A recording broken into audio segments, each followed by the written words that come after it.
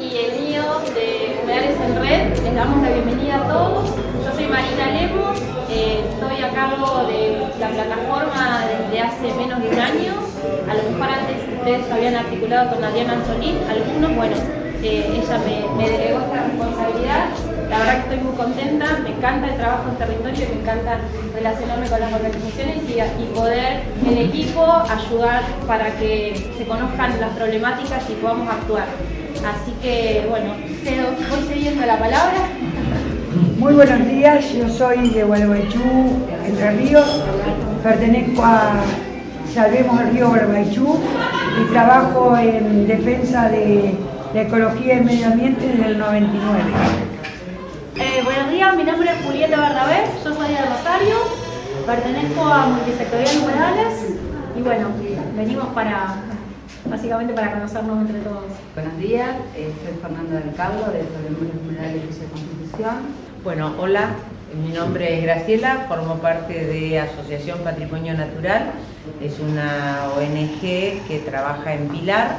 Yo soy Paola, también del grupo de voluntarios, pero también en representación de Acción Ambiental de Varadero, y hoy más que nada representando a RELEA, que estamos trabajando con un tema de ordenanza para la regulación de agrotóxicos, agroquímicos, así que bueno, hay un tema por ahí que más venimos a trabajar. Buenos días a todos los presentes. Venimos con mi señora, con Charo, mi nombre es Ricardo, en representación de la revista El Tren Zonal, que es una revista de difusión cultural, histórica de la provincia de Entre Ríos y de la región, desde hace ya 33 años de trayectoria en el plano de la comunicación social. Mi nombre es Jorge Bartoli y yo vengo en representación del Paraná No Se Toca de Rosario. Bueno, buenos días, Ramón Velázquez, mi nombre, de Gualeguay, Entre Ríos, en representación del proyecto de forestación Gualeguay Te Quiero Verde, y también pertenezco al Foro Ambiental de Gualeguay, soy parte de la coordinadora por una vida sin agrotóxicos. Buenos días, soy Javier Núñez, me conocen por Tula, soy guía turístico en la isla. Mi vida ha pasado siempre trabajando en la isla en distintos trabajos. Pertenezco a la organización Guardianes de Victoria. Buenos días a todos, todas. Mi nombre es Lucas Michelou, yo soy abogado ambientalista. Soy Nadia Bojarol, de Fundación Humedales. Estamos acompañando y empujando a Humedales en Red. Tenemos un programa hasta 2027 por lo menos. Estamos trabajando en el Iberá también y en el Pantanal en Brasil, y bueno, con mucho foco acá en la zona del Delta.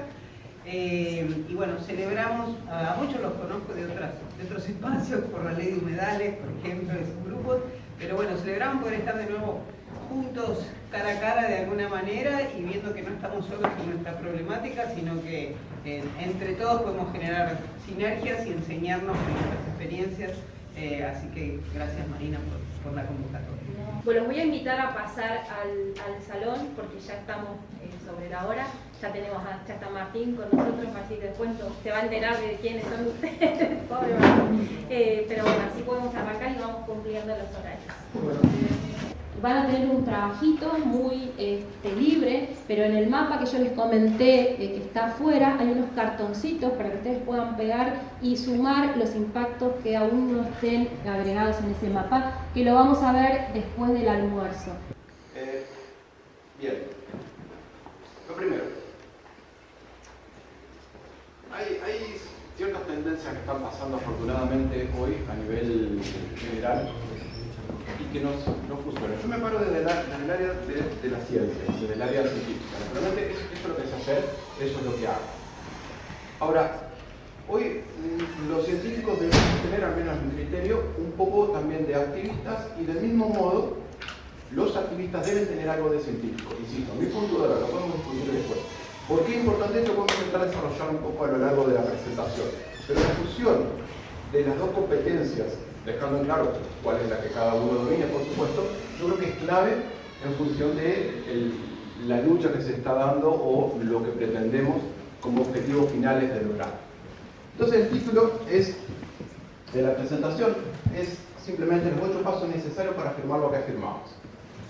Nosotros sabemos, y cuando digo nosotros me refiero a mi equipo de trabajo en el laboratorio, que el río Paraná, al menos su tramo medio, que es donde lo tenemos más estudiado, está en un proceso o está siendo fuertemente impactado por los residuos sólidos urbanos. Eso lo sabemos porque lo hemos estudiado. Tenemos certeza de eso. Pero yo lo que pretendo hoy es, de alguna manera, que todos comprendamos los mecanismos para eso, no los aspectos metodológicos científicos, esto lo vamos a dejar de lado, sino los mecanismos en el razonamiento, en la forma de ver las cosas, para entender las limitantes que tenemos y lo que podemos afirmar y lo que podemos sospechar o lo que podemos creer que puede estar ocurriendo. Diferenciar las cosas, en definitiva diferenciar lo que es opinión, por más categórica o categorizada que sea esa opinión, por más fuerza que tenga esa opinión, dependiendo de quién la diga, de aquello que es conocimiento científico. Para de esa manera poder, insisto, fusionar las dos áreas. Yo no soy un activista en el término de lo que probablemente lo son la mayoría de ustedes. Yo estoy ahí en el medio, yo soy semi-activista, pero es muy poquito lo que yo toco de activismo. Para mí la función como investigador es dar las herramientas para que quienes son más activistas logren llevar adelante las cosas con un criterio claro, sólido, científico, no con mi opinión. Las opiniones van y vienen, las opiniones no son importantes, a pesar de lo que se dice comúnmente en términos populares. Bueno, las opiniones tienen valor de quien las dice y nada más. Las opiniones van y vienen, las opiniones cambian de persona, las mías, las de ustedes, las de todo el mundo va cambiando y va cambiando con el tiempo también. Entonces las opiniones las tomamos con pinza. Conocimiento científico lo consideramos un poquito más serio y yo voy a intentar explicar por qué. Bueno, lo primero cuando empezamos a trabajar con residuos sólidos urbanos en la cuenca del Paraná era, bien, estamos solos, no hay muchos trabajos. En La Plata, afortunadamente, había otro grupo, en el INPLA, surgiendo. En el mismo momento, en forma paralela, no sabíamos, después nos enteramos y empezamos a colaborar, que estaban trabajando sobre la misma temática, puntualmente de la contaminación plástica, pero residuos sólidos urbanos en términos generales.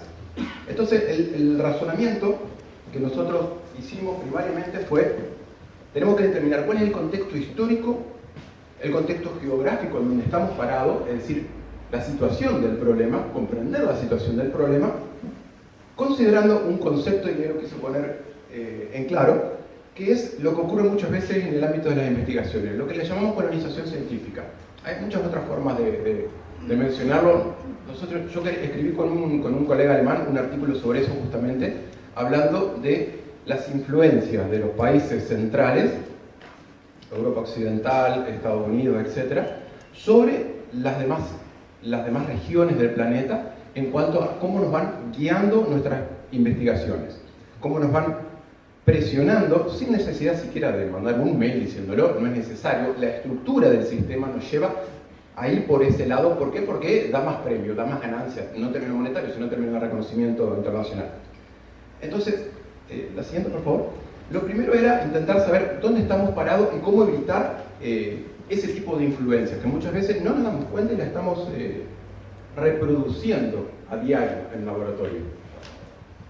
Ustedes van a ver a lo largo de esta presentación que yo lo estoy poniendo sobre el margen izquierdo el paper, es decir, la publicación donde lo hicimos.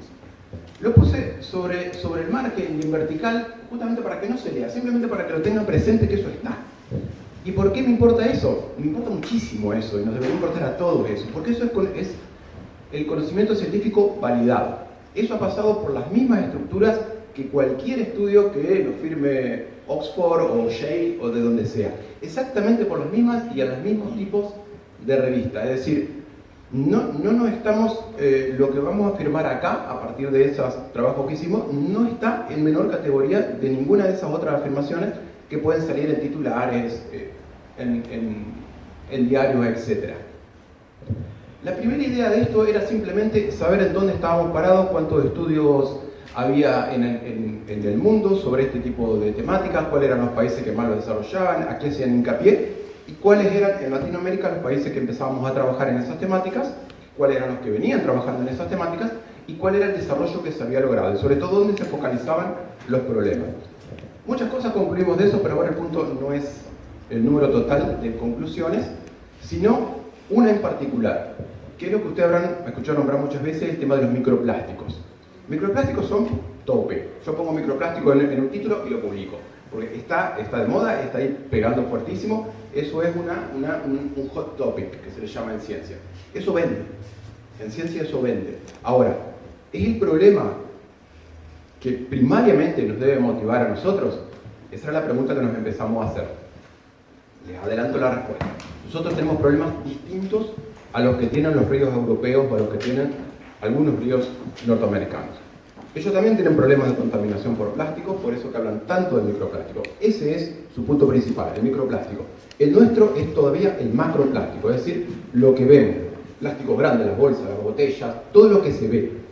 Que luego, con el paso del tiempo, con el tiempo me refiero a 1, 2, 3 décadas, lo que sea necesario, dependiendo de muchos factores que no vale la pena enumerar ahora, va a pasar a fragmentarse y a formar parte del microplástico.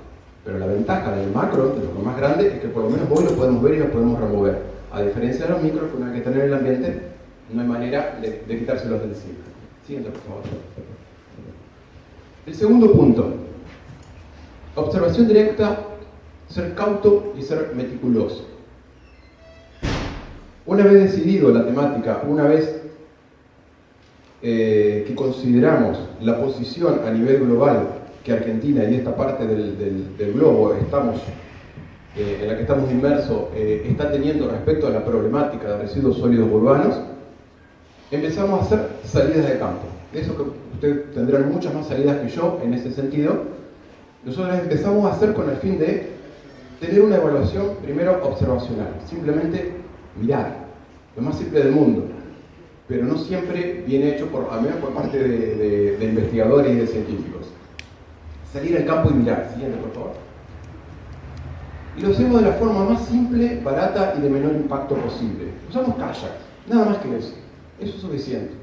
No usamos motores de explosión, no removemos fondos de laguna con grandes embarcaciones ni nada por el estilo. Kayak, tan simple como eso. Sumamente efectiva, una herramienta fantástica. A veces, cierto, requiere el traslado de los kayaks hacia otro lugar y necesitamos usar motores de combustión en una camioneta. Es cierto, pero vamos, en el kayak uno siente el río, uno siente incluso hasta las distintas corrientes que ocurren dentro de cuando uno va navegando en el kayak. Y tiene la posibilidad a ras de agua de ver todo lo que está ocurriendo, al menos lo que flota. Y empezamos a contarnos con realidades de este tipo. Yo sé que todos la conocen, que todos la han visto, pero primero hay que visualizar en dónde están ocurriendo, dónde son esas concentraciones, para más adelante, ahora les voy a comentar cuál es nuestro razonamiento, cómo vemos esto para poder abordar el problema. Siguiente, por favor. Eso es cerca de la ciudad de Paraná, ese es el arroyo Antonico, en la ciudad misma de Paraná. El anterior era la desembocadura de las Viejas. La siguiente, por favor. Esto es en el puerto mismo de Paraná. Estas son fotos recientes, tienen unos 2 años, hoy está exactamente igual. Lo que ven sigue ocurriendo, no son fotos del pasado. Siguiente, por favor. Eso es súper interesante. Sí, los paleontólogos del futuro van a encontrar eso y van a establecer su hipótesis a través de eso, de lo que estamos viendo ahí. No es una exageración. Eso es lo que va a pasar y tiene sentido de que sea así, porque es exactamente lo que hacen hoy colegas paleontólogos. Digo colegas, me amplío un poquito, no soy paleontólogo, pero me amplío un poquito, con registros fósiles o cualquier otro de interés. Siguiente, por favor. Entonces ahí entramos, sí, en la parte que a mí más me gusta, que es, naturalmente porque es mi formación, la parte más científica, la parte más rigurosa, más dura. El problema está, lo sabemos, simplemente hicimos puntitos, mapeamos, lo mismo que están haciendo ustedes, que es en la presentación anterior, en dónde está el problema. Ahora bien, contaminación es por todos lados. Contaminación contamina todo. El punto es establecer hasta qué punto estamos dispuestos a tolerar esa contaminación y cuándo cruza la línea roja donde decimos esto es inaudito, esto no lo podemos tolerar. Y para eso lo que se necesita hay una sola forma de hacerlo, cuantificar. Número y estadística. Es esa la manera de hacerlo y es esa la manera en que sabemos hacerlo. Siguiente, por favor. Le puse simplemente algunos números, pero muy a la pasadita, de las cosas que empezamos a encontrar, simplemente para más o menos manifestar y tener el aval de lo que estamos haciendo en cuanto, insisto, a lo numérico, a lo estadístico, a lo que nos da la información más dura. Después eso se transforma en conclusiones, que después vamos a ver un poquito más adelante. Pero primero están los números. Lo que hicimos ahí, bueno, en este caso es un trabajo hecho sobre la laguna Setúbal, ahí sobre Santa Fe, donde está el puente colgante, ahí muy cerquita del puente. Y en términos generales, respecto de los microplásticos que hablábamos antes, una de las grandes problemáticas más duras y más candentes en ríos europeos, nosotros acá encontramos ahí, alrededor de 700 microplásticos por metro cuadrado en el sedimento de una playa. Metro cuadrado. Es menos de lo que es una toallita cuando uno va a tomar sol.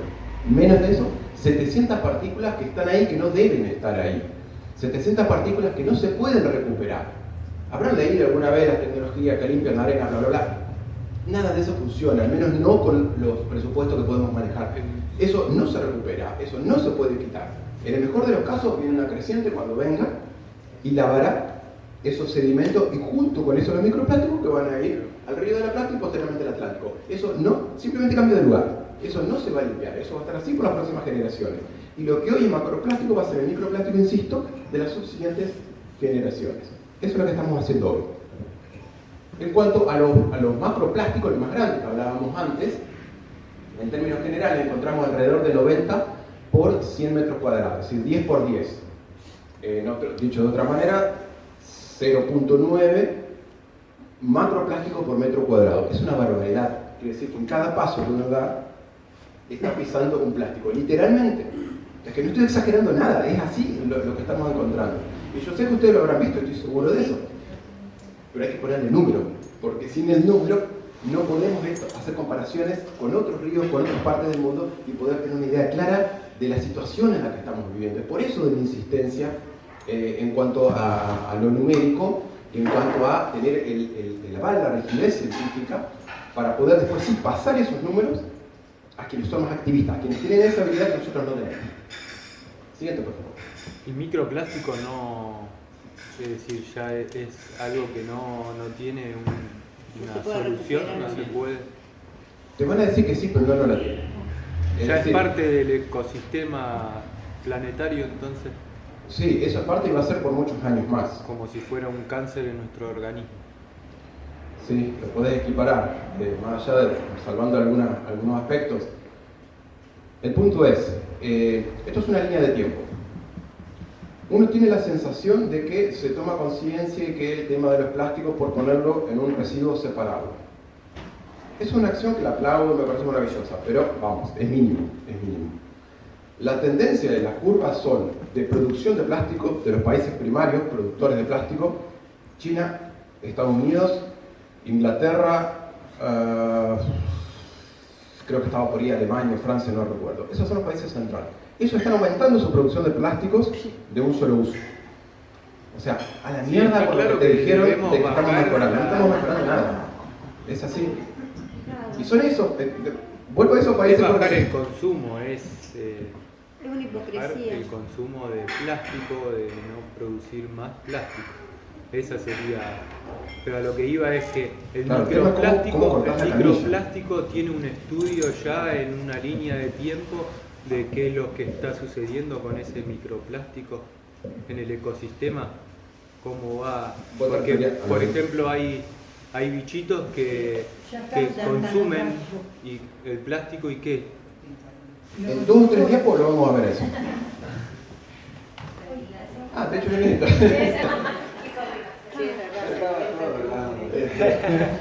Mirá, lo que hicimos ahí fue exactamente lo que vos estabas planteando. Lo hicimos con el sábalo. Empezamos a analizar sable, porque con el sábalo, bueno, vamos, el sábalo es clave, todos sabemos la importancia del sábalo.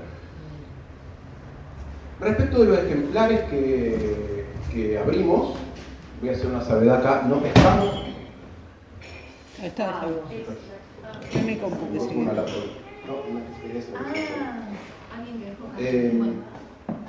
No los pescamos para abrirlos, simplemente nos contactamos con pescadores, les compramos el sábalo, los consumimos, pero primeramente lo abrimos y le sacamos todo. Eso no tiene estómago, tiene un tracto intestinal, es un sistema bastante primitivo el que tiene. A eso lo estudiamos en laboratorio, es un proceso muy largo, no viene acá al caso de detallarlo, pero todos los ejemplares que estudiamos, el 100% encontramos contaminación por microplástico. ¿Por qué? Obviamente por el sistema que tiene de alimentación. va succionando, no hay discriminación en lo que comes, mínima. Por supuesto, microplástico, estamos hablando de unos pocos milímetros, no hay manera de que el animal tenga un sistema bucal tan, o sensitivo tan evolucionado como para hacer una discriminación entre microplástico y lo que, lo que no lo es. Naturalmente come todo. Siguiente, por favor. Pasamos también a otros, estudiamos rayas. Las rayas son muy interesantes, pero las rayas son predadores. Entonces, y encontramos microplástico en rayas, ¿cómo? Bueno, ahí lo que está pasando es un fenómeno que es gravísimo, que es lo de la biomagnificación. ¿Qué significa esto? Muy simple. La raya come preda un pez que a su vez consumió microplástico y por lo tanto se los pasa a la raya. Eso es bio, porque son animales, magnificación, porque las cantidades se van sumando, se van acumulando. Mala cadena. Es un problema gravísimo. ¿Qué quiere decir esto en términos generales? Que no tenemos idea hasta dónde llega el problema. Y eso es otro de los puntos que yo considero importante cuando hablamos de ciencia. La ciencia tiene limitantes enormes, y lo que estamos haciendo acá tiene limitantes enormes. Por supuesto, son muchas más las preguntas que las pocas cosas que hemos logrado responder. Y entre esas está esto, ¿hasta dónde llega esto? Porque también lo hemos encontrado con aves que predan peces. ¿Y hasta dónde llega todo? Una nota que habían hecho un estudio en sangre humana y había salido bien. Sí, la veía hace poquito hicieron eso, sí. Una pregunta. ¿Estos contenidos que hicieron en peces eran en el tubo, digamos, digestivo o en músculo, en algún otro tejido? O sea, ¿qué está pasando? Es muy buena pregunta. Por ahora está pasando. Está buena, sí. Bueno, no lo sabemos. A ver, nosotros abrimos tracto intestinal y sabemos que están ahí. No lo estudiamos nosotros porque requiere de una metodología bastante más compleja y sobre todo, no sé si más compleja, pero para especialistas en la temática, para quienes estudian microtejidos y estén más especializados en eso. Yo no puedo afirmar, y acá vuelvo a los papers y a los trabajos, por lo que hemos hecho yo no puedo afirmar que estén migrando hacia el músculo. ¿Cuál es el problema de migrar al músculo? El músculo es lo que comemos. Naturalmente, nadie come la tripa del sábalo. El músculo es lo que comemos. Entonces, si están en el músculo, el problema que decíamos antes de biomagnificación también estaría ocurriendo con personas, con humanos. Es probable que ocurra. No lo puedo afirmar porque no lo hicimos. Pero sí puedo afirmar los resultados de otros trabajos hechos por otros colegas donde sí han encontrado que muchos de esos microplásticos y nanoplásticos aún más pequeños migran desde el epitelio intestinal hacia músculos o hacia otros tejidos de los peces. En algunos casos le trae problemas reproductivos y otros problemas fisiológicos, y en otros casos simplemente se acumula en el músculo. Y ahí es donde, insisto, entramos en juego cuando uno consume ese pez. Igual eso pasa con los agrotóxicos, así que da igual. Plástico o veneno, lo mismo da. Bueno, sí. Y lo sabemos. En una visión, sí, también más realista. Que vivimos en la realidad. Sí. Bien. Lo último, un detallecito. Eso estaba dentro de un armado, ese bordecito que es de un sachet de champú o algún cosito de esos que se sacan de 10 mililitros, supongo que habrá sido de champú. Lo encontramos dentro de un armado. Ah, bueno, shampoo sólido. Y bueno, y la otra fotografía es bajo lupa y tienen una escalita de tamaño para tener una idea que son los que más encontramos, que son fibras. Y ¿sí? Hay un trabajo del INPLA que aborda la problemática sobre microplásticos en peces que provienen del lavado de ropa y de elementos de insumos de higiene personal. Sí, yo corregí esa tesis, doctora. Esa es la de Tomás Maite. Sí, ahí fue, bueno, Nora Gómez fue Nora Gómez, Sí, yo estuve de jurado en esa tesis, excelentísima la tesis, me encantó. Y sí, efectivamente, la mayoría de las fibras, esas azules, provienen de... Ah, de los jeans. De los jeans. No, sí, nos tiene muy poco de algodón, Sí, muy poquito. Es decir, de un desecho de la industria textil. Sí, lo que se llama la fast fashion, que es el consumo rápido de modas. Se usa y bueno, se tira rápido porque está diseñado para que dure poco también. Esa historia de los jeans gastados y todo eso, bueno, eso cuánto te va a durar. unos meses. Sí, exactamente, está programado para que lo tengas que tirar. No, fíjate, en Atacama están teniendo un problema gigante los chilenos por eso, porque simplemente tiraron todo ahí. Hasta con etiqueta, ropa nueva. Sí, uno de los lugares más lindos del planeta. Sí, pero es una montaña, o sea, no sé qué va a pasar con eso. Va a quedar ahí. ¿Sí? Bueno, vamos a buscar A ver, hay uno de los lugares más secos del planeta también, la degradación ahí es ínfima, por eso se encuentran momias y todo en el estado que se encuentran. La degradación ahí es ínfima, va a quedar por generación y generación, salvo que activamente se lo retire y se haga algo con eso. Pero a ver, en el caso de ¿Sería los... mejor lugar, digamos? No, para que esa ropa esté ahí. Yo no sé cuál es el mejor lugar, yo te puedo decir que lo mejor era no hacerlo, porque no tiene ningún sentido hacerlo, porque eso no averigua a nadie. Claro. Eso se hizo para que se tire a la semana siguiente. Sí. O para que lo use un europeo 2 o 3 semanas y luego lo done al tercer mundo. O fíjate que ahora hay una publicidad en internet que hicieron para acá también. Vos estabas hablando del tema de la chatarra y cómo sacarte el problema de encima de todo lo que recibes. Estados Unidos está sacando residuos cartosamente hacia otros países pobres o supuestamente pobres, le llaman te lo venden. ¿Cómo? Estados Unidos se lo está vendiendo al país pobre, no es que se saca la mugre y te la vende a vos. Que son los autos de segunda mano. Sí, pero mucha cantidad está llegando a la Argentina. Sin ir tan lejos, los plásticos, está ocurriendo exactamente eso, la exportación de residuos, de basura plástica, ocurre justamente de parte de los países que se jactan de estar combatiendo el problema de la contaminación por plásticos. Porque no es que lo están combatiendo, simplemente se lo están largando a países fundamentalmente asiáticos. Lamentablemente Ecuador fue el primero en entrar dentro de Latinoamérica con el gobierno de Lenín Moreno, que aprobó que eso pase. Y acá estuvimos cerca. No se aprobó, pero estuvimos cerca. Qué raro. Sí. Fue lucha de las organizaciones. Sí, claro que sí. Y... El traslado de los costos ya. ¿Cómo, perdón? En la trazabilidad de la basura lo llaman el traslado de los costos. Sí. Cómo se minimiza el costo de un producto trasladando el problema ecológico a otros lugares pobres. Claro, sí. Lo curioso es que, a ver, yo trabajo mucho con gringos y siempre hay chisporroteos en esas cuestiones, pero es increíble porque ni siquiera investigadores que están en la temática logran visualizar esto. Ellos no solucionaron nada. Ellos tienen los índices de consumo más altos del planeta. Si hoy hablamos de cambio climático, es por culpa de esos países. Y no quieren dar lecciones a nosotros de cómo tenemos que hacer las cosas, porque es inaudito. Es increíble que eso pase, pero pasa. No es culpa de una de las partes. Todas las partes tenemos responsabilidad. Porque si el resto de los países del mundo, que somos la mayoría, no nos hubiéramos puesto como nos tendríamos que haber puesto para impedir a estos grandes monopolios que hicieron lo que hicieron, hoy no estaríamos contando este cuento. Entonces dejemos de responsabilizar a unos pocos, hagámonos cargo de lo que nos toca y pongamos manos a la obra. Creo que este encuentro sirve para eso, para encontrar, ya sabemos lo que estamos viviendo, ya nadamos en el río, yo voy a nadar, no lo navego por arriba, yo me meto adentro del río, me la paso sacando vasos de las fiestas que hacen en las playas.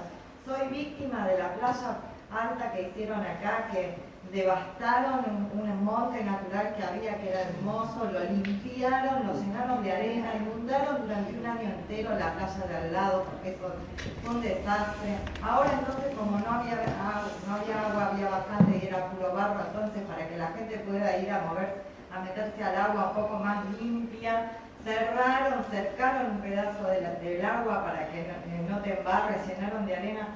O sea, eso lo estamos viviendo, es nuestra vida cotidiana. El señor tiene panales en la isla, lo vive todo el día, está levantando basura de plástico, macro, micro, lo sabemos. Es buenísimo que estemos acá, agradezco mucho y veamos el vaso lleno, dejemos de... Y la respuesta a ese papelito ahí es el shampoo sólido. ¿Qué hace mi hija? Y la respuesta a la industria textil es comprar un jean que nos dure lo más que dure. O comprar usado también. Y comprar usado y reutilizar, y sabemos que es ir para bajar el consumo. Seguimos así. Seguimos. Yo estoy parcialmente de acuerdo con lo que se dice, después podemos profundizar. Sí, porque Hay otras aristas que se deben considerar también. Siguiente, por favor. Pero tenemos poder. Bien, lo siguiente, otro de los aspectos entonces que nos empezó a preocupar, los impactos concretos que están teniendo esos plásticos. Los vemos, son horribles de ver, si sabemos ver cuáles son los impactos concretos. Nidificación, vivir en la basura. Siguiente. Esos son nidos de hecho un solo nido, pero lo repetimos con muchísimos, del Phaceolodon ruber, del espinero grande. Y lo que encontramos, las fotos que están viendo inferiores, son todas secuencias de los distintos plásticos que encontramos apenas en uno, que es ese que está ahí, de los nidos que colectamos. De nuevo, los colectamos fuera de temporada cuando están vacíos. Lo que están viendo las primero es, o lo que más encontramos fueron bolsitas, que es la primera fotografía, fragmentos de bolsas dentro de los nidos. Encontramos guata de poliéster, la guata que es el relleno de las camperas, de los asientos, ese tipo de cosas. Encontramos goma espuma, muchísima también. Y representa el total de los plásticos encontrados en la cámara de incubación, que es la cámara donde van a tener contacto los pichones naturalmente, que el 90% de las cámaras de incubación, de media, están compuestas por plástico. O sea que han reemplazado activamente Son impermeables, dicen. el uso de materiales naturales por este otro tipo de elementos. Claro, ¿cuáles son las consecuencias de eso? Es una de las cosas que estamos estudiando ahora a través de la medición de temperatura dentro del nido, porque lo primero que viene a la mente es pensar los impactos que va a traer en cuanto a las modificaciones de humedad. Naturalmente esos materiales no respiran, en el sentido de que lo hacen materiales naturales, y las capacidades térmicas tan dispares que tienen respecto de elementos naturales. Eso es lo que estamos estudiando hoy, recién estamos arrancando con una tesis postdoctoral para estudiar exactamente los impactos en la temperatura y humedad interna del nido a partir de las cantidades exorbitantes que encontramos de plásticos dentro de esos nidos. Siguiente, por favor. ¿Hay algunos Ay, no. En la plaza. Sí. Hay unas fotos peores, las impresiones porque hay otras peores. Siguiente, por favor. Y ahora vamos a un punto que es uno de los que más me interesan. ¿Los barbijos, los elásticos? Que es el impacto de los plásticos en cuanto a los enredos y las muertes subsiguientes causadas por esos enredos en la fauna, y el concepto de ciencia ciudadana, que acá me gustaría entrar fuertemente en eso. Siguiente, por favor. Nosotros nos planteamos lo siguiente en esto. A ver, como investigadores somos un grupito, 5, 6, 7, vamos haciendo colaboración aquí y allá, un grupito de gente, nada más. Cómo salir al campo, cómo salir a la isla, cómo recorrer grandes extensiones y hacer observaciones, fotografías, valiosas fotografías, que nos permitan tener un panorama general de la situación en cuanto al impacto que están teniendo esos plásticos en cualquier fauna, en cualquier especie. Entonces la idea fue, bien, hagamos un llamado de ciencia ciudadana y multipliquemos los ojos, que todos sean científicos mientras están trabajando en la isla, cuando van de calle, cuando van a tomar un mate, un asado, lo que quieran, en cualquier circunstancia. No dejan de hacer lo que fueron a hacer, que es el placer de ir al río, el placer de reconectarse con el ambiente, pero simplemente con ojos mínimamente entrenados, científicamente entrenados, para captar lo que es importante y desechar lo que no lo es tanto. Esa fue la idea, la convocatoria. La convocatoria estuvo fantástica. Nos superó por completo las expectativas que teníamos. En muy poquito tiempo obtuvimos más de 350 fotografías de gente que había ido al campo y bajo las directrices, que fueron muy protocolos muy pequeños que hicimos y que compartimos en su momento, un pequeño training que hicimos con las personas,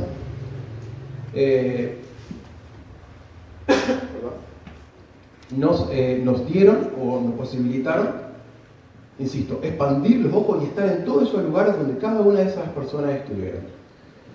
En total, de esas 350 fotografías, 90 fueron los casos que fueron tal cual lo que estábamos buscando. Gracias. ¿Qué era lo que estábamos buscando? Y de entre eso fueron 43 especies, entre fluviales y terrestres, las que se vieron fuertemente afectadas. Siguiente, por favor. Todo lo que van a ver ahora son fotografías obtenidas por colaboradores, ciudadanos, científicos. Y ahí vuelvo al punto inicial. Es un claro ejemplo de la fusión necesaria entre el activista o simplemente el observador, el que está en contacto con el ambiente, y el investigador, el científico, para simplemente que hace lo que hicimos fue una especie de compilación de todo eso y darle sentido, empezar a encontrar números. No voy a entrar en los aspectos numéricos, solamente les voy a mostrar fotografías, no los aspectos numéricos, pero todo esto está cuantificado por una serie de modelos estadísticos que armamos en función de la fotografía. A cada una de las fotografías, más o menos, le estimamos más de entre 40 y 50 variables distintas que medimos y cuantificamos para poder tener modelos sólidos. Porque claro, para la ciencia la fotografía no alcanza, se necesita de la estadística. Esas son algunas fotos con los autores de las fotos, no vale la pena explicar porque están clarísimos cuáles son los impactos. Siguiente, por favor. Es triste. Sí vale la pena explicar el segundo nido. Ese nido que están viendo, que está sujeto en la mano, que me lo pasó Gonzalo, tiene una particularidad única en el mundo hasta ahora, que nosotros hayamos tenido registro. Lo que están viendo es 100% tanzas de pesca, 100%, no hay un solo material natural, nada, 100%. El nido se encontró en el suelo. Eso ha salido en arbustitos, en chilca, en ese tipo de matorrales, se encontró en el suelo. Hipotetizamos que simplemente no lo pudo anclar a la vegetación, porque claro, la tensión que requiere y la poca plasticidad que tiene la tanza de pesca es incomparable con otros elementos naturales y no fue probablemente lo suficientemente fuerte ese anclaje como para que sobreviva en su posición original. Esto se encontró en el suelo. 100% de tanza de plástico. Siguiente, por favor. Una calandra con su plástico en la boca, llevándolo a su nido. La foto inferior que están viendo del hornero está enganchado hasta la muerte en una tanza que él mismo utilizó para construir el nido. O sea, trampas que ellos mismos se están tendiendo. Siguiente. El surubí esas se llaman ghost nest, que son redes fantasmas que quedan a la deriva. Muchas veces están muy rotas o se dejan abandonadas, simplemente giran capturando lo que sea indiscriminadamente. Y hay algunos peces que tienen el infortunio de caer en esa trampa. El siguiente es una tararira que está con medio cuerpo dentro de una botella plástica. Hipotetizamos que ahí había carnada o algo por el estilo que fue abandonada y que naturalmente se sintió atraída por esta fuente de recurso alimenticio y luego obviamente no tiene la flexibilidad suficiente para salirse de esa situación. Siguiente, por favor. Un carayá, bueno, no se entiende ahí en la foto, pero tiene también una red de pesca abandonada que tiene enredada en las patas. Lo siguiente, lo que están viendo es la comadreja. La comadreja que está haciendo todo su nido. Madriguera, gracias. Con bolsas plásticas. Siguiente. Y esas son algunas de las fotografías, que puse simplemente porque se dé una idea de las cantidades, que recibimos cada uno mostrando un impacto distinto. Punto crucial. Ciencia ciudadana. Las personas trabajando en función de requisitos científicos por observación directa. Costo de la investigación, 0. Nosotros tenemos grandes problemas de presupuesto cuando pensamos en la investigación. Primero pensamos cuánto vamos a gastar, después pensamos si lo podemos hacer. Costo, 0. Esto tuvo muchísimo impacto, esta publicación, estos resultados, muchísimo impacto porque despertó mucho, sacudió mucho, porque bueno, a ver, tienen el shocking de lo visual, tienen la cachetada que te da lo visual, es innegable. Entonces, yo le estoy mostrando solamente fotografía, insisto, esto lo acompañamos todo un desarrollo estadístico, pero no importa eso. La cuestión es que esto pegó muchísimo y trajo aparejadas muchas consecuencias, incluso a nivel internacional, de lo que está ocurriendo aquí en este sector del Paraná. Debería replicarse en cada ciudad, en cada provincia, en todos lados. Sí, podríamos volver a hacerlo tranquilamente, sí. Especies invasoras. Sería bueno poner la foto en los negocios, en todos los comercios. ¿En comercios? En comercios, sí. A la entrada de la receta. O sea, lograr exigirlo de alguna forma entiendo. Para que sea, o sea, para que estén así como está, no sé, el pago de impuestos, Sí, esté una foto de lo que causa la bolsa, lo que causa No sé si ahí se te va mucho, disculpen, ¿no? Mucho el presupuesto. Tendría que estar junto a una cartelera enorme a la parte de turismo, así como están cada vez que están a una ciudad. Sí, eso falta. Gigante. Entonces, como turista o si vas a pasear, está prohibido que vos tires tu vaso para que vos lo pongas en la parte que supuestamente es bastante económica. Otro tema, ¿no? Los Hay pañales. Para mí da resultado ese tipo de cosas. Yo lo comprobé con los cigarrillos. Cuando empezaron a traer las fotos de los pulmones enfermos y todo, una vez iba navegando con un turista y el tipo saca, ya iba manejando, él iba adelante, o sea, no me veía a mí, pero el tipo iba así, saca el atado de cigarrillo y lo mira antes de miraba el dibujo que tenía y él como que renegaba solo y bueno, hay un montón de gente que ha dejado de fumar. Hoy no se puede fumar en los bares, que era algo impensable, pero yo creo que falta capacitación porque hay gente que lo hace sin una vez que te enterás de lo que está usando. Claro, sí. Al final de la presentación vamos a entrar en esos planes. En cuanto a especies invasivas o invasoras, las aliens, Eso seguro que lo vieron alguna vez.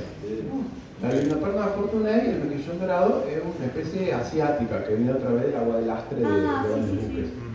Hoy está por todo el Paraná, excepto en aquellos ríos con alta carga sedimentaria, como el Pilcomayo, en eso no logra penetrar porque se colmata el sistema alimenticio que tiene. El punto es, nos encontramos también en muchas botellas flotando, y esto significa que, por supuesto que en forma inconsciente, pero la especie usa esos mismos plásticos que tienen alto poder de flotabilidad y por lo tanto de traslado para colonizar nuevos lugares.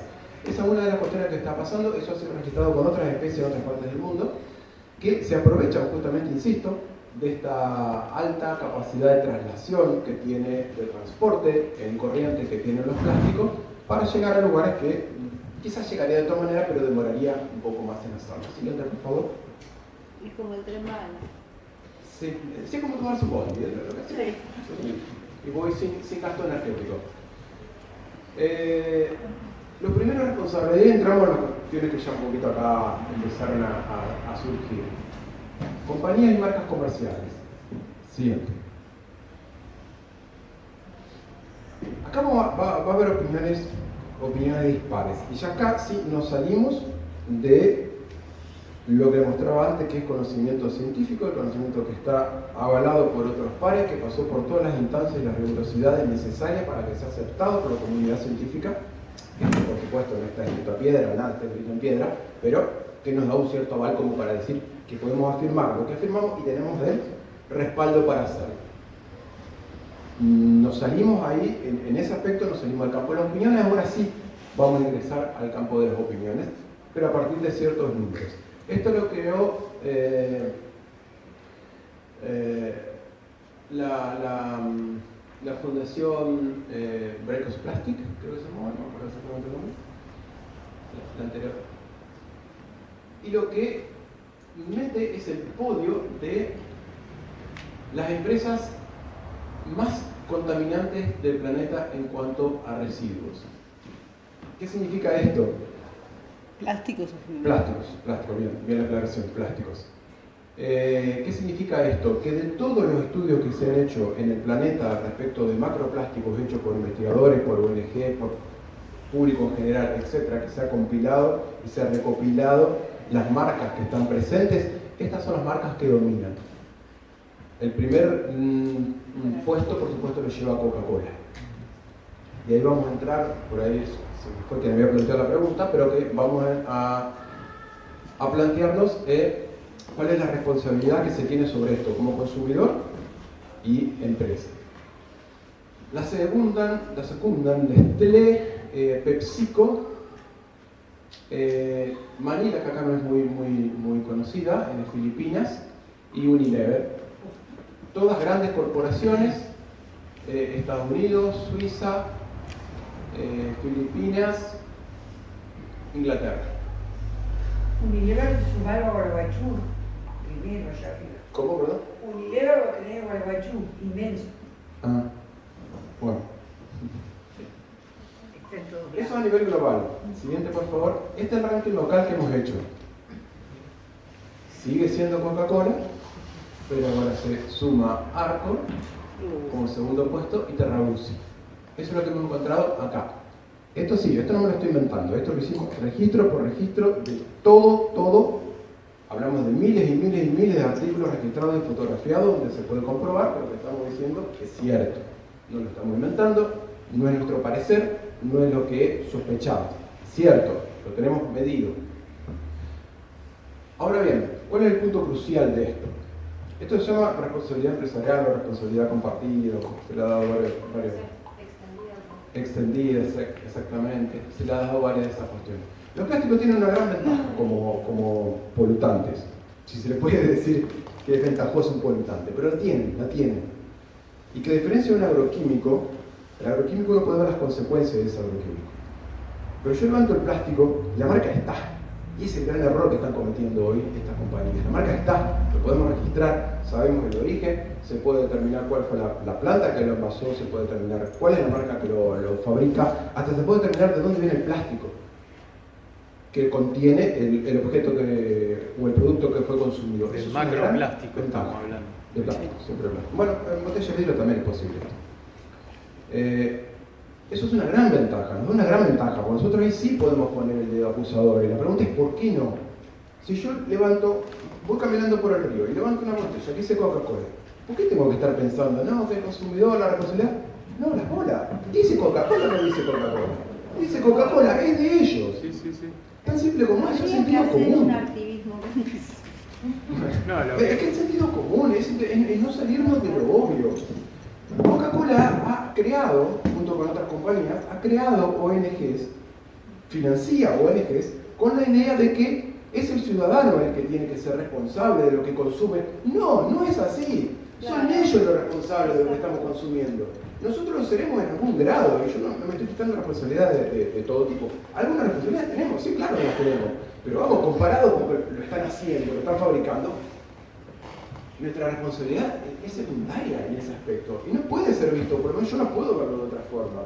Y la razón es muy simple, el envase plástico es más barato, se salió del vidrio al plástico por la única razón de que es más barato.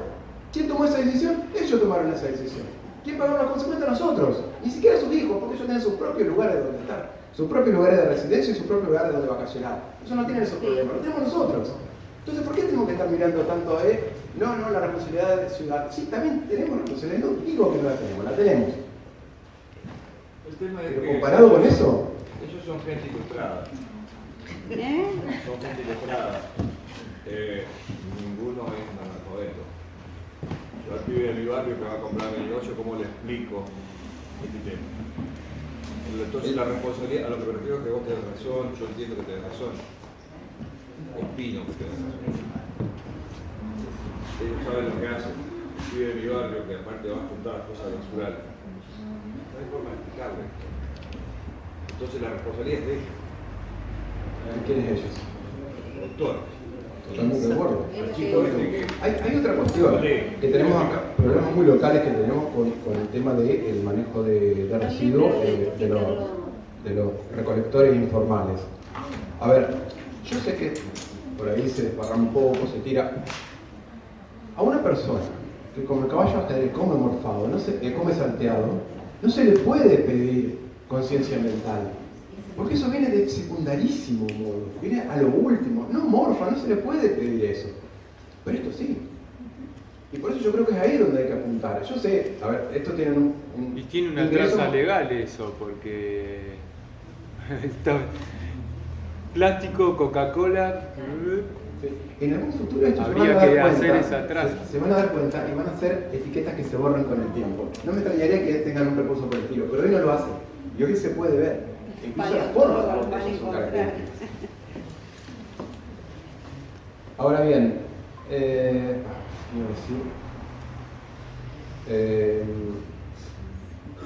bien,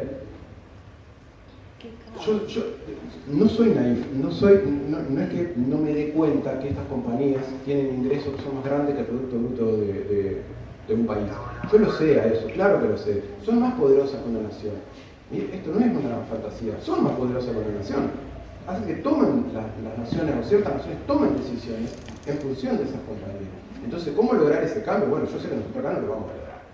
Pero me conformo, y creo que es importante, más allá de las acciones que uno luego decida tomar, es tener en claro dónde están las cosas fundamentales, las cosas de donde están surgiendo. Nosotros estamos poniendo parchecitos a lo que están haciendo estos. Y es eso lo que está pasando. Y aunque se piense en, bien, mejoremos los sistemas de recolección, totalmente de acuerdo, hay que mejorar el sistema de recolección, de tratamientos de residuos. Lo de reciclado, tengo mis reservas. Me recicla muy poco lo que se recicla, es caro reciclar y tiene un sitio. 2 o 3 veces está fuera del sistema. Ahora bien, se me fue el... Toma agua. El descenso del consumo. Es porque tengo razonamiento rizomático y me voy y me olvido después del eje de donde empezaba la cosa.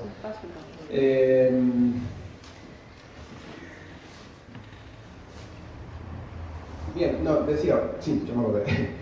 Más allá de esas carencias que tenemos, también hay que entender que somos países pobres y no tenemos las mismas posibilidades que tiene Alemania de recolectar residuos, porque no es que lo recolectan porque son todos bonitos, ponen un montón de plata para hacerlo y para juntar en la calle también. Yo he hecho un trabajo en Berlín respecto de esto y es así, ponen un montón de plata para recolectar, para tratar, y lo que no lo logran trabajar, lo exportan a Asia o Sudamérica. En Sudamérica somos poquitos, los países hay poquitos que están aceptando, pero nacen muchos.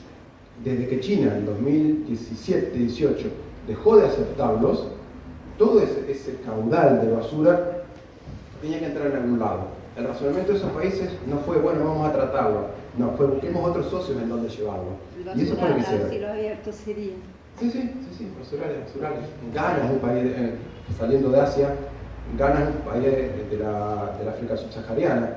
Ellos tienen el gran problema, no son sus propios contaminantes, son contaminantes externos. No tienen ni para consumir. No tienen nada.